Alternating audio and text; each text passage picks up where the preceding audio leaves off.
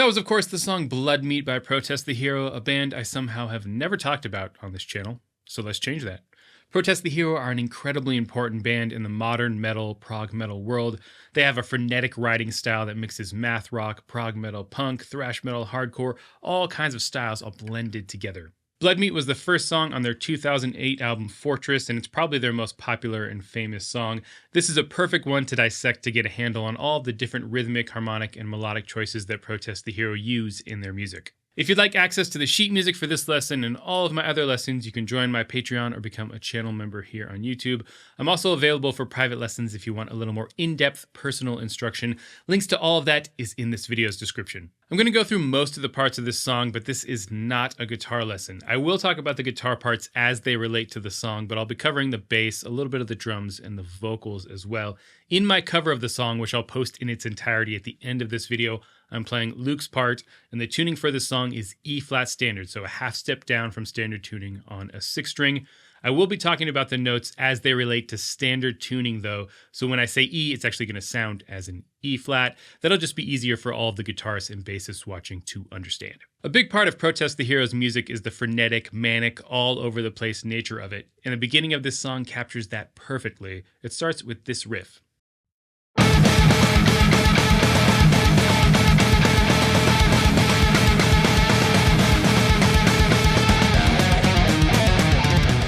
The guitars are playing this. It's a power chord on A, so A and E, and then a B flat an octave higher.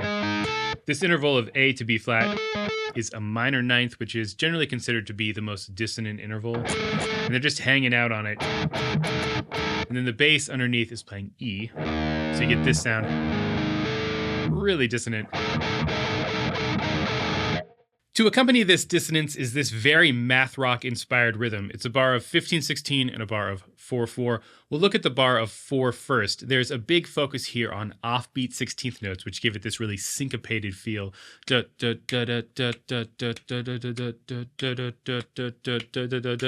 Now, on its own, this isn't that weird if I just repeat the 4/4 part over and over again, but in the first measure, they cut off the last 16th note of the bar to make it a measure of 15/16. So you combine these two bars together, 15/16 and 4/4, and you get a total of 31/16 notes, or 31/16. This idea is what I call addition and subtraction. I actually did a big masterclass lesson on this a few years ago. We're just going to add or subtract notes from a common time signature to get an odd time signature. In this case, we have 16/16 notes in 4/4. We cut off one, and we get 15/16. It's pretty simple in practice, but it creates this really wild rhythm that's pretty hard to latch onto at first. From here, it kicks into this diminished riff.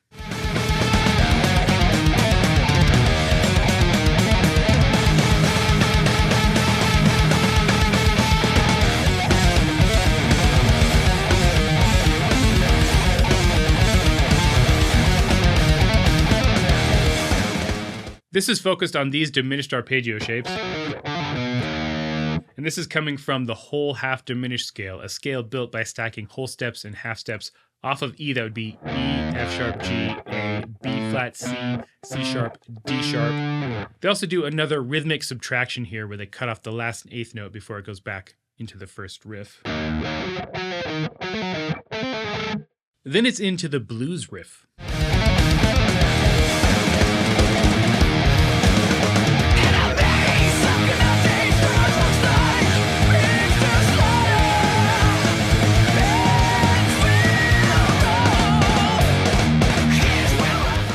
This is all using an E minor blues scale. And this is one of the first scales that guitarists learn, and Protest the Hero uses it quite often. And especially when it's done like this, in contrast with these more dissonant sounds like the diminished scales or these dissonant intervals, this scale works incredibly well in this style of music, and it makes for a pretty fun, energetic riff. And this is the riff that Rhodey starts singing over. And he's singing a pentatonic melody over this, which makes perfect sense going along with this bluesy riff. I did also want to mention the bass. Up to this point, the bass has been doubling a lot of the guitar parts, but also not playing all of the fast notes. On this riff, for example, the bass is playing the higher notes, but it's not playing the open E strings in between, and this leaves a lot of space for the guitars. There's also this interjection of super fast gallop 30-second notes. I really like these. I love that the drums are doing snare here as well instead of just kicks, although there are some kicks later on, but it's a really nice combination with the fast guitars. And the second time these gallops happen, it does a super bizarre tempo change. It instantly gets 17 BPM faster, really unexpected, and these jarring moments are a trademark of Protest the Hero's sound. When it does change tempos, it's straight into this groove.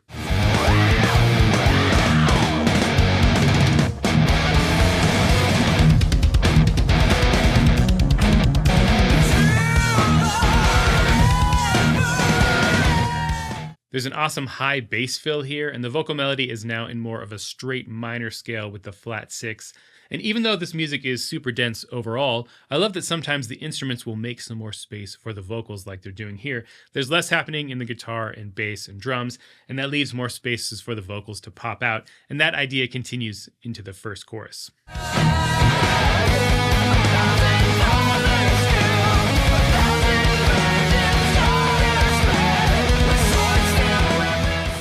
I'm calling this the chorus, though this song doesn't really have a typical song structure at all, but this is the big melodic moment that does return later on in the song. Here we're going to move to the key of A minor. We've been in E the whole time before this, but A minor is a closely related key to E minor, so this works well. The chord progression here is simple. We have A minor, E minor, F, C, and G, all coming from the key of A minor. Tim is playing power chords, and Luke is playing these high octaves.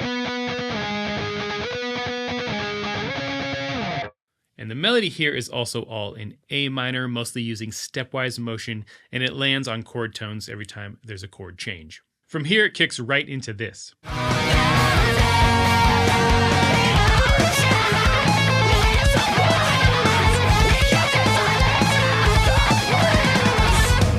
This is in A Phrygian dominant. Phrygian dominant is the fifth mode of harmonic minor, in this case, D harmonic minor starting on A. This is a very common metal sound. And just like earlier where we moved between different scales built off of E, from the diminished sound to the blues scale, for example, here we're taking that same approach, but now in A. So we were in A natural minor for all of the chorus, and now we're going to go to A Phrygian dominant, and that's going to give it a more exotic sound. And here Rhodey starts screaming, and Luke plays this super tricky lead part.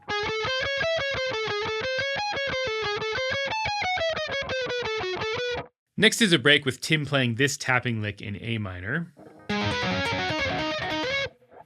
This lick is going to come back later in the song, but here it's just teased, and then it's into this section.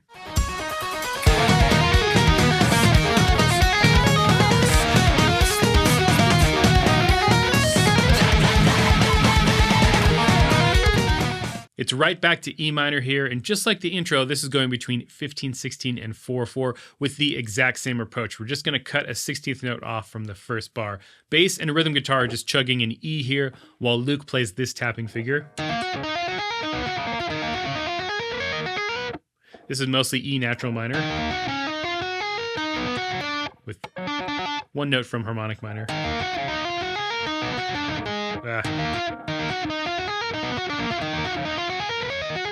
Kind of hard to play that slowly. It comes down in dynamics a little bit here as well, and Rhodey is singing this soft falsetto melody, and then this gets interrupted by the intro.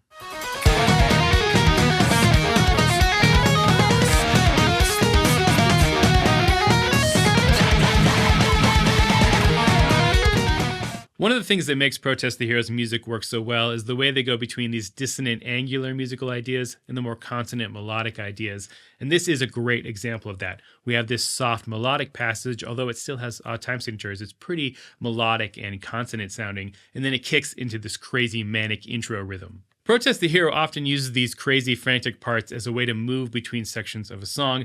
This intro riff happens 3 times throughout the song, and each time it's used as a transitional figure. In this case, it's used to move back into that diminished riff out of the previous section.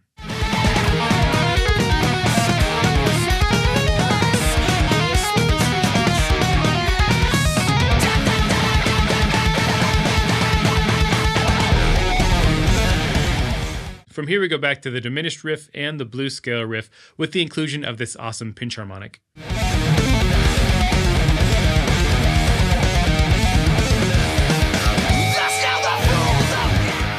With this kind of prog, I think it's often assumed there's no repetition anywhere, that it's just random ideas connected together. And while a song like this can seem like that at first, when you dig into it, there's actually a lot of ideas returning, just not your traditional verse-chorus approach. The intro rhythm has already happened twice, and we're going to see it again. We've also seen these diminished and blues scale riffs twice, and we're going to see a couple more ideas return later on. Unfortunately, I think what a lot of musicians have taken from a band like Protest the Hero or a band like Between the Buried and Me is the randomness of the music, but they haven't taken into account all of the times these bands are bringing back chords, riffs, melodies, and rhythms, and that's the stuff that separates good chaotic music from chaotic music that is truly random. After the blues riff, we move into this tapping riff.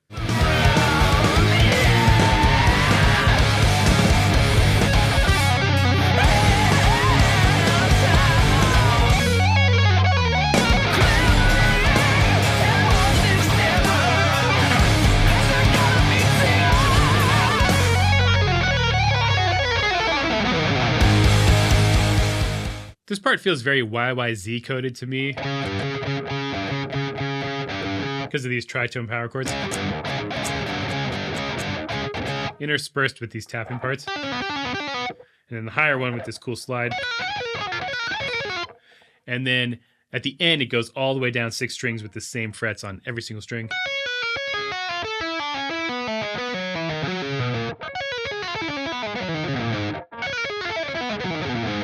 This leads back to a quiet chorus, except here we're using a triplet feel instead of 16th notes. The chord progression here is almost exactly the same as the first chorus, except we have an E chord at the end instead of a G. In the key of A minor, E is our major 5 chord. It's a pretty obvious choice for the end of a progression. And this chorus also features some pretty crazy bass tapping arpeggios. Now returns the tapping part that was just hinted at earlier.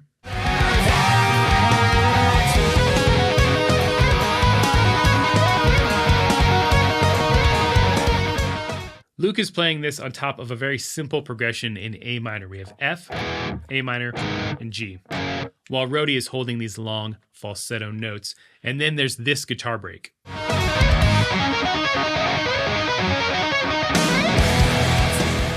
This is really cool. So Luke continues the tapping part while Tim plays this open string picking lick. The higher notes of Tim's part are harmonized with the tap notes that Luke is playing, but of course you're getting the different timbres of the more smooth tapping against the aggressive picking. Then it moves to what is really the climax of the song. We're still in A minor here with a really simple progression: F, C, and G. At first it's just power chords, and then in the second half Luke is playing these arpeggios. And a big scale run.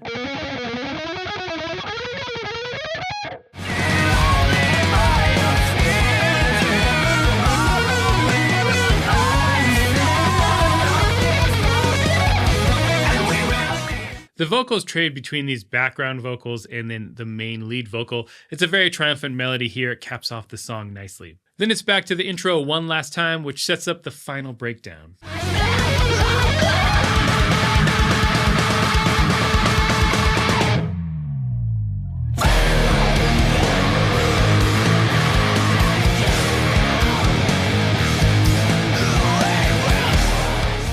This breakdown riff is just the blues riff played slower with power chords. Such a cool reinterpretation of this riff. I also love the bass drop into it, as well as the bass fill out of it that leads into our last big E power chord.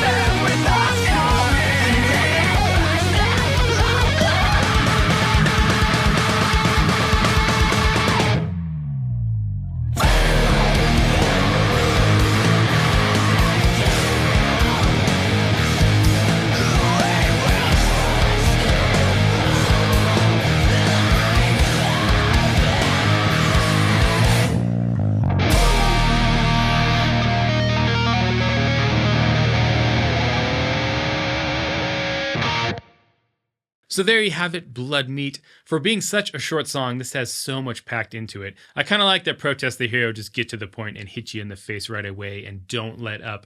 This album was very influential for a lot of the newer bands in the scene, and I think for good reason. As I mentioned, if you want access to the sheet music from this lesson, you can join my Patreon or become a channel member here on YouTube. And subscribe, like, hit the bell notification, all that good stuff. And I will see you in the next lesson. Until then, stay proggy.